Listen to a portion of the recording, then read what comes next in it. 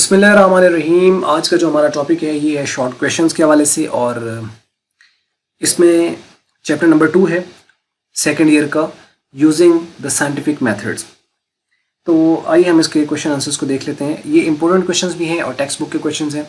बाकी लास्ट में हम इंशाल्लाह ज़रूर एक वीडियोस आपको साथ ज़रूर ऐसी शेयर करेंगे जिसके अंदर हम इंपॉर्टेंट जो क्वेश्चंस होंगे वो हम आपके साथ ज़रूर डिस्कस करेंगे एग्ज़ाम से कुछ टाइम पहले। तो जिसका मकसद ये होगा कि आप उसको भी थॉरली देख लेंगे, यानी एक्स्ट्रा जो क्वेश्चंस होंगे उसके अंदर सारे शामिल होंगे। लेकिन ये टेक्स्ट बुक के क्वेश्चन और ज़्यादातर यहीं से आते होते हैं, लेकिन टेक्स्ट बुक के अंदर से आ सकते हैं, लेकिन उनके चांसेस कम होते हैं। तो ओके जी, पहला क्वेश्चन है, how has scientific method helped us in our fight against disease, यानी बीमारियों के खिलाफ लड़ने में इसने हमारी किस तरह मदद की है। By using the scientific methods, we have discovered many medicines and invented a number of medical equipments. यानी साइंटिफिक मेथड का इस्तेमाल करते हुए मुख्तलिफ़ किस्म की अद्वियात और मुख्तलिफ़ किस्म की जो मेडिकल इंस्ट्रूमेंट्स होते हैं, जो उनके औजार होते हैं, वो इन्वेंट हुए हैं। Now the babies are born in the hospitals today. अब आजकल जो बच्चे पैदा होते हैं वो अस्पतालों में पैदा होते हैं, where they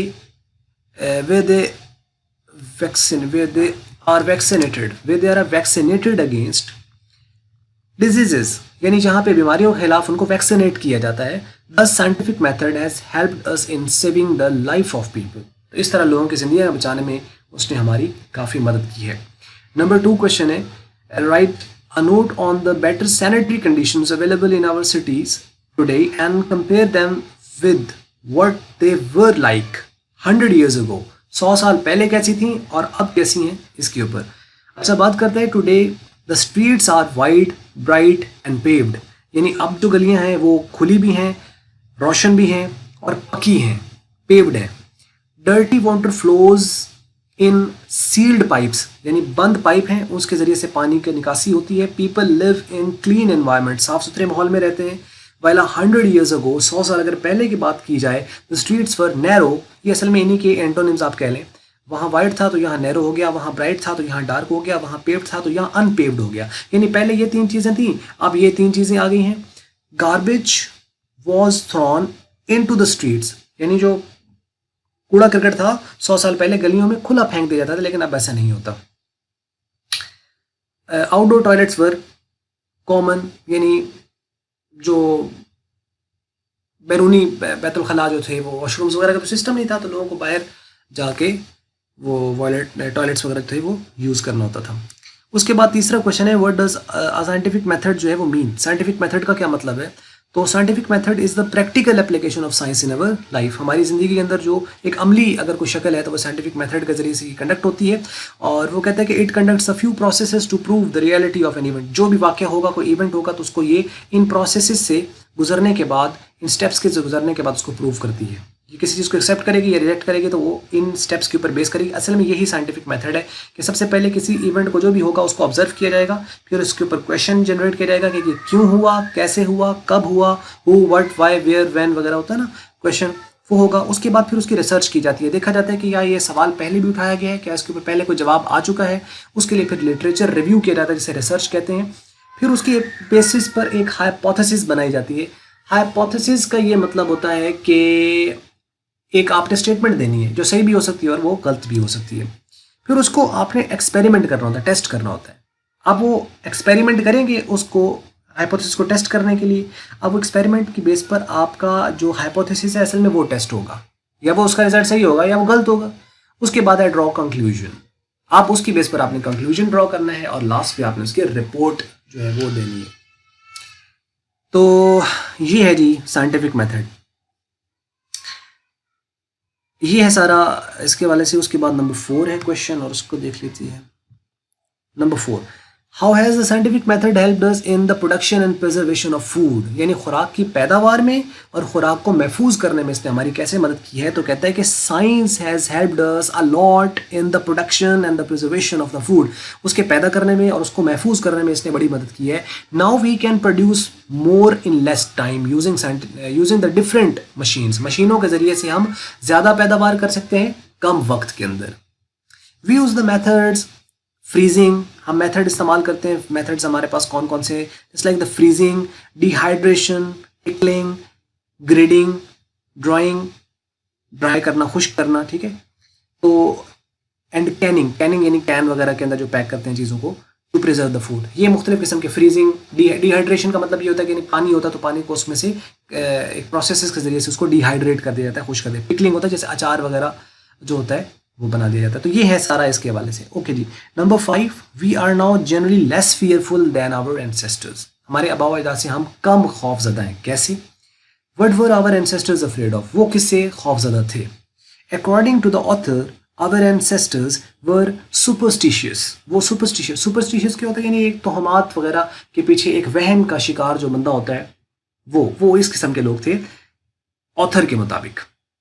they believed in the science of good और बैड लक, यानी अच्छा और बुरी किस्मत के जो निशान थे वो उन्होंने लिखे होते थे कि ये है, अगर ये मेरे साथ हुआ तो ठीक है, यानी ये बेहतर हो जाएगा। जैसे वो मैंने बताया ना कि पिछली वीडियो में भी कि रक्षे के पीछे लोगों ने जूती लटकाई होती है, तो उसका क्या मतलब होता है कि नज़र नहीं लगती इस तरह, ना रक्षे को ना रक्षे के अंदर बैठे हुए बंदे को। काला कपड़ा आपने पीछे देखा होगा, वो बांध दिया जाता है उसके पीछे। ये हमारे इंडियन कल्चर यानी इंडियन पाकिस्तान, ये इस कल्चर के अंदर ये ज़्यादा तो लोगों का है। और ट्रकों के पीछे, रक्षों के पीछे आपको लिखा हुआ कॉमन मिलेगा कि जलने वाले तेरा मुंह काला। अब वो आपको बड़ी गाड़ियों के पीछे ये मिलेगा नहीं, ठीक है। यानी आपको मर्सिडीज या जो उनके पास ज़्यादा पैसा है, लोगों को ज़्यादा मेरे ख्याल उनसे चलना चाहिए, लेकिन उनसे तो कोई जलता नहीं है। तो नीचे नीचे ये असल में मामलात हैं। तो ये असल में वही है, सुपरस्टिशियस किस्म की चीज़ें हैं। तो कहते हैं कि they were afraid of the black cats, काली बिल्लियों से डरे हुए थे। ब्रोकन मिरर्स, शीशों के टूटने से। एंड द नंबर 13 के ऊपर मैं पहले बात कर चुका हूँ वीडियो के अंदर कि इसका असल में कई वाक़यात ऐसे, अगर आपने पिछली वीडियो नहीं देखी है इंट्रोडक्शन की, उसको आप डिटेल में, वैसे थोड़ी लंबी है 40-42 मिनट की, लेकिन अगर आप उसको देखेंगे तो काफ़ी सारी चीज़ें वहाँ से आपको मिलेगी। इसके ऊपर मैं बात कर चुका हूँ पहले। नाउ वी के 13 का से वो खौफजदा क्यों थे? Okay, now we know that there is a reason behind every happening. जो भी चीज़ हो रही है पीछे, उसके पीछे कोई रीज़न है। तो therefore we are less fearful than our ancestors. हम अपने एंसेस्टर्स जो भी हैं उनसे हम खौफज़दा इसी वजह से हैं। How has the scientific method enabled us to get over the old fears? जो पुराने गेट ओवर का मतलब होता है यानी इसने हमें किस तरीके से पुराने जो थे खौफ थे उस पर काबू पाने के लिए कैसे इसने हमें मदद की है। Scientific method has helped us to overcome our old fears. It has made us more rational and critical. यानी इसने क्रिटिकल रैशनल थिंकिंग होती है ना, यानी किसी लॉजिक के बेस पर कोई डिसीजन लेना, लॉजिकल इसने माइंड को करने की कोशिश की है कि हर चीज़ के पीछे वजह होती है तो वजह पता होना चाहिए।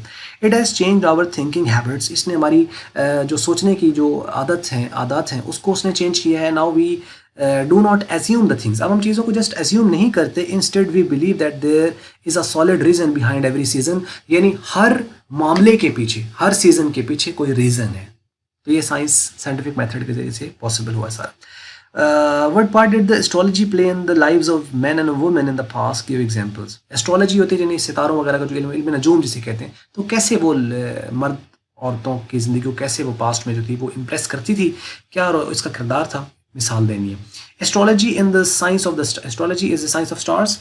It played an important role in the lives of the people. In the past, the people believed that the movement of the stars affected their life. सितारों की गर्दिश, आज भी लोग कहते हैं ना तुम्हारा सितारा गर्दिश में, वो आप जब चले जाएं आपको सितारा गर्दिश में मिलेगा। तो ये है आजकल भी खैर इस तरह का। Therefore, they move towards the astrologers to get the prediction of their future. आने वाले मुस्तकबिल के बारे में प्रिडिक्ट करने के लिए वो एस्ट्रोलॉजर्स की तरफ जाते थे और फिर वो उनको पहले उसको पहले डराओ और उसके बाद अपना काम निकाल लो उसमें से जो भी निकालना है। ये बेसिक प्रिंसिपल है जो लोग करते हैं। इसका बड़ा गलत नतीजा है। यानी जो लोग ये समझते हैं ना कि वो किसी को डरा धमका के या उसको करके और झूठ के बेस पर अगर उन्होंने कुछ हासिल कर लिया, असल में हासिल नहीं किया, बहुत कुछ गवा दिया। लेकिन ये इंसान की अकल पे बस पर्दे पड़े होते हैं जिसकी बेस पर लोगों के साथ वो जुल्म ज़्यादतियाँ लोग कर रहे होते हैं। हालांकि ऐसा करना नहीं चाहिए। अगर उनको अकल हो ना, जाने वालों को भी अकल होनी चाहिए और जो है उनको तो खैर काम करना नहीं चाहिए। तो खैर गवर्नमेंट की भी एक थोड़ी जिम्मेदारी है इस चीज़ के ऊपर। काफ़ी इसको रोका गया है। मज़ीद इसके ऊपर जो खास जैली किस्म के जो लोग हैं, पीर फकीर ये बने बैठे हैं सारे, तो लोगों को डरा धमका कर उनको फिर पता नहीं क्या कुछ किया जाता है, वो आपने इवेंट्स वगैरह तो सारे वाक़या सुनते ही रहते हैं। खैर, तो ये था जी आज का हमारा टॉपिक और छोटी सी वीडियो थी, और अगर आपको अच्छी लगी तो उसको लाइक कर लें, और अच्छी नहीं लगी तो उसको कर लें डिसलाइक, और वीडियो देखने का आपका बहुत बहुत शुक्रिया।